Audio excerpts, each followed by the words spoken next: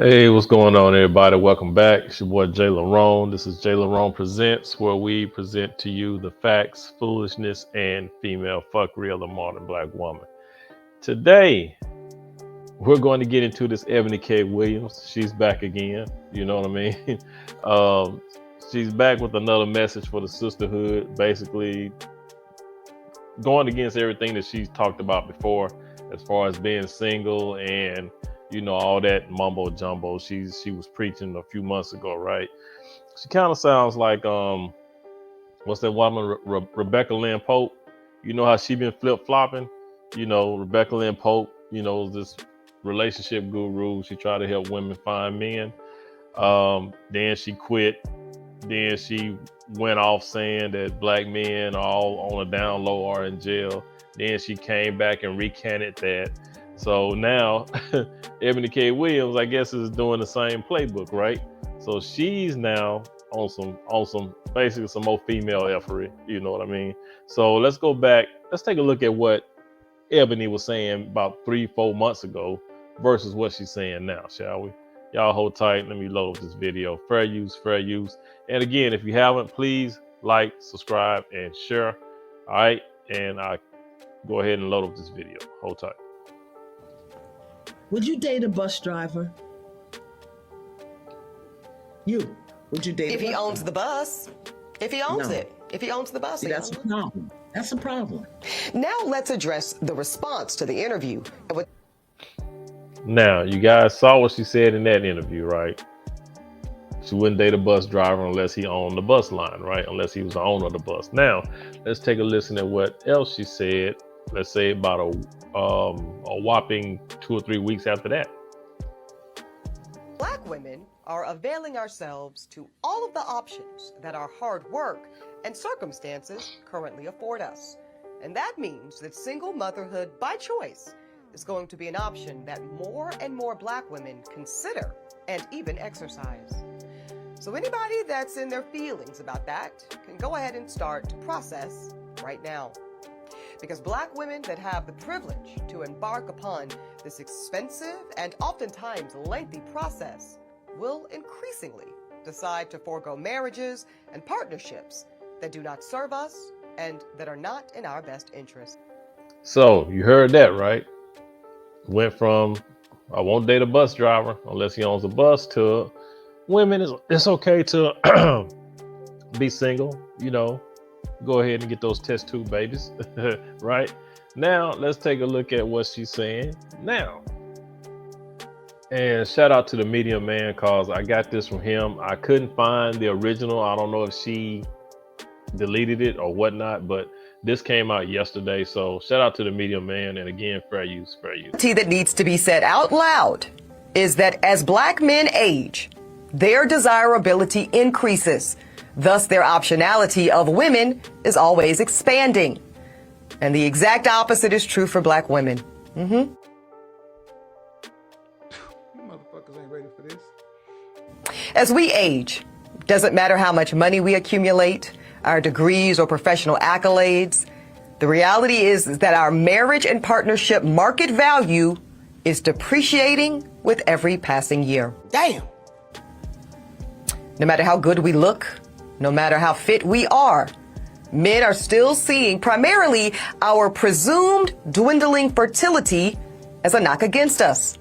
And speaking of fertility, that is another reason that I want younger black women to seek marriage and partnership in college or right after, if that's what they choose. Because the number of college-educated black men is so low when compared to black college-educated women.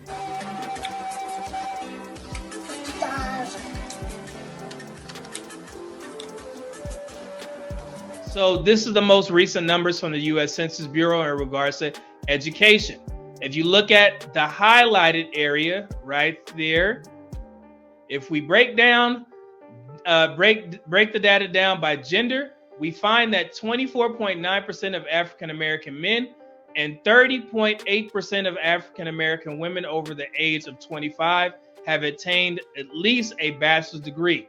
Some 1.5 million black women earned a master's degree, but no higher degree. Currently, there is a 5.9% difference in regards to degree obtainment from black women to black men. And as you guys know, and I've stated this multiple times, every race of women has more degrees than their male counterparts. However, every race of men out-earn their women.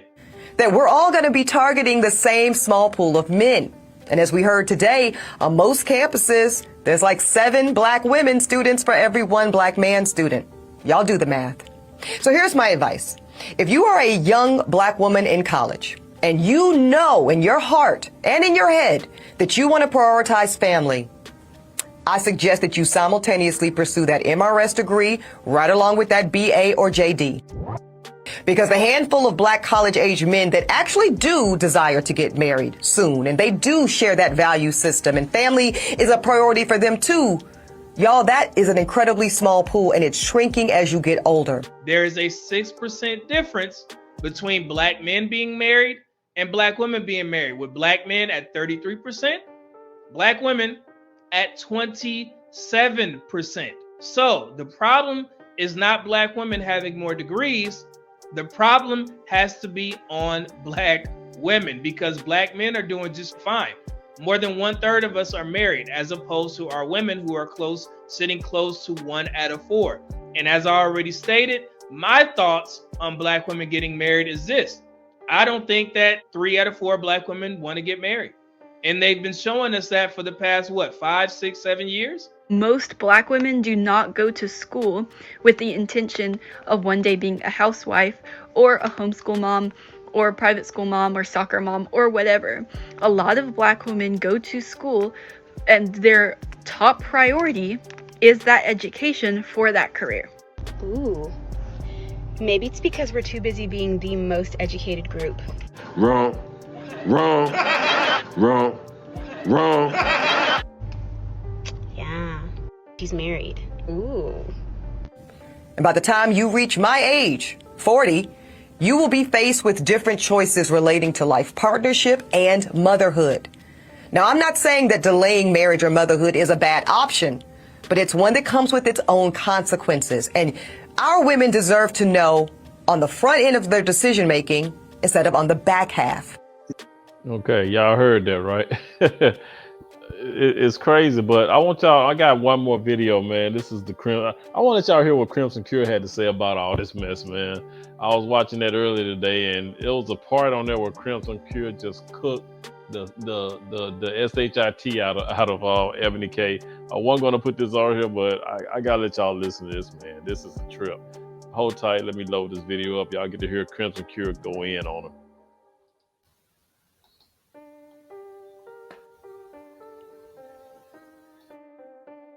It's the stark difference between a hyena and a lioness. I'm sorry. I'm about to talk my stuff a little bit. I'm about to pop my hijab a little bit. You feel me? I'm about to pop my hijab just a little bit. The fact that I'm a lioness is why I was able to do twice what Ebony can't do once.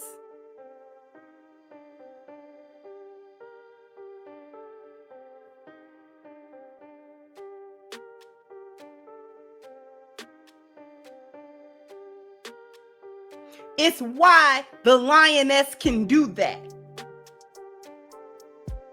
At this stage in the game, in 2023, I am rare.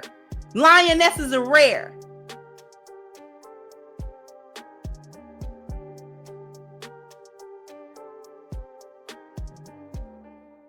So yeah, I'm about to pop my collar a little bit.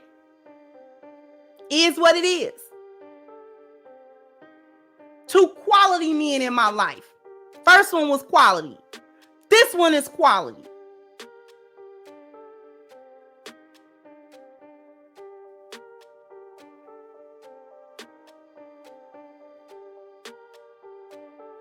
She can't manage it once. I don't have a degree. I'm not worth $2-3 million or however whatever her net worth is. That's not my net worth.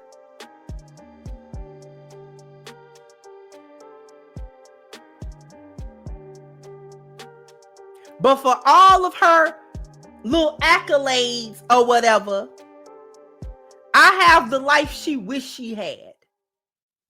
Me and other lionesses I know have the life she wished she had. Now you want to get on here and try to admit some type of real issue, Ebony? Now you want to get on here and try to tell young black women to go ahead and get married. Then you try to cap.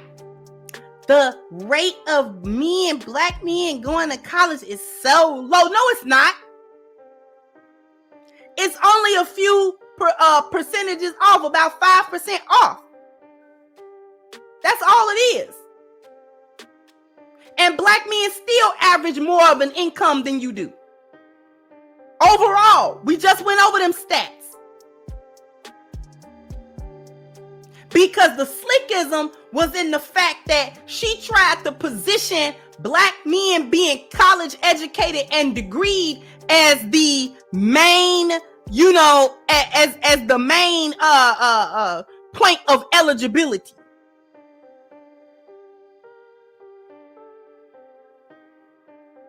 As the main factor of eligibility as a husband and as a man, he needed to be college educated. No, he don't. No, he don't. Because the jobs that make the money that's open to men is not open to you. On paper it is, because employers cannot discriminate based on sex and gender and blah, blah, blah, blah. Technically on the books, you could go and do it, but you're not going to go and do it. The professions that women have to go in that make 6 figures and all that type of stuff, you gotta go to school to get that. You gotta go to school to get that.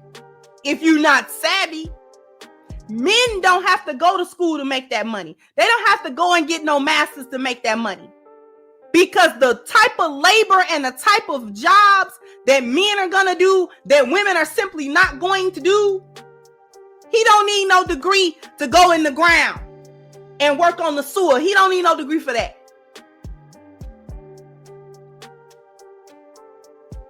He don't need no degree to climb the line to fix the electricity. He don't need no degree for that. He don't gotta go get a master's to own a HVAC company. He ain't gotta do all that. He don't need a master's degree to be on the construction site. Y'all are on the construction site holding that sign. He's on the construction site actually doing the work. Y'all won't even so much as be garbage men. Y'all won't even so much as do that. You don't want that job. To be stinking and filthy from head to toe. He don't need no master's degree to get a CDL and be the owner operator of a fleet of trucks. He don't need that. He gonna make his $150,000 a year, ma'am. He don't gotta go and get no masters for that.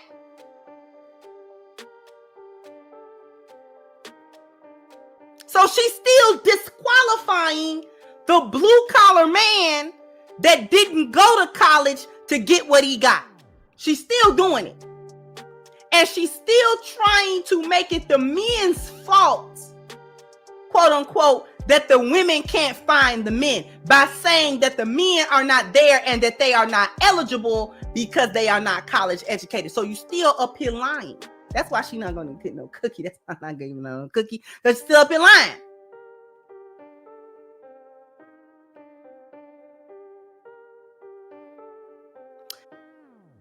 All right, y'all. So y'all heard that Cook by Crimson Cure, right? So yeah, it's like she was saying, Eboni K came back, like she said, it was a half truth. She told some truth and some lies, right? No, she told the truth about women need to think about getting married and having kids at a younger age. True. But what she, like she said on the slide was that there are not enough college educated men for the women to choose from. And as Crimson Cure said, you don't need to be trying to pick a college educated guy. If you can get one, fine. But what about the blue collar guys that make, in the upward 150, 160, 200 grand a year?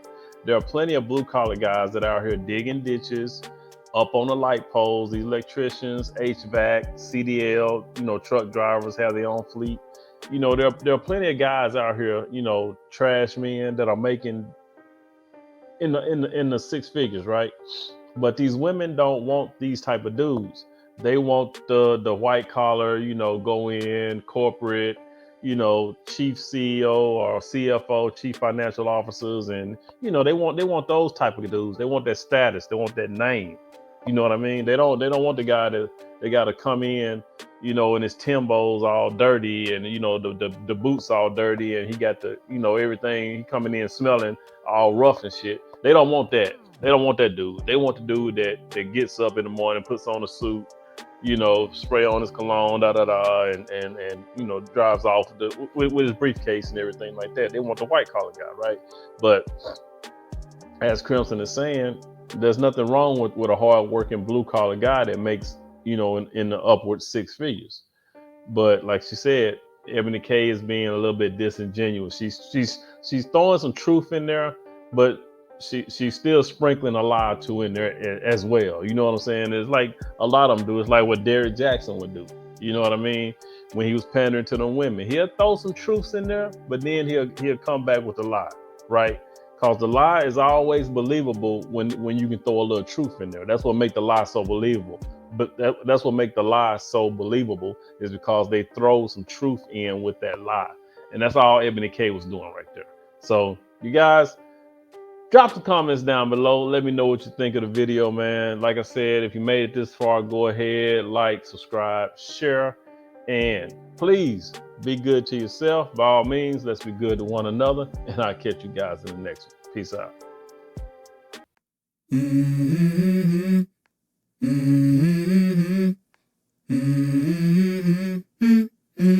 Let's go.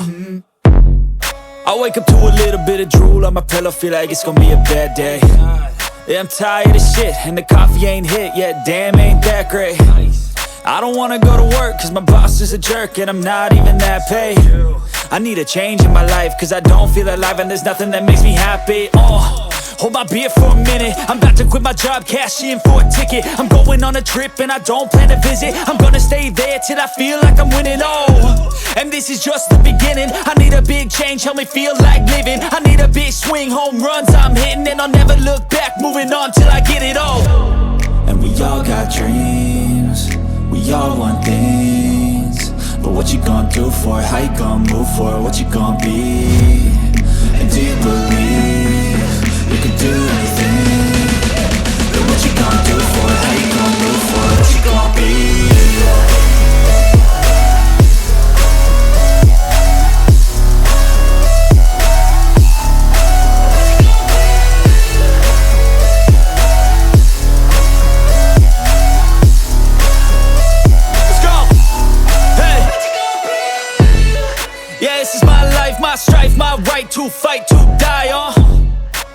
This is my game to play, to claim a brand new name, oh.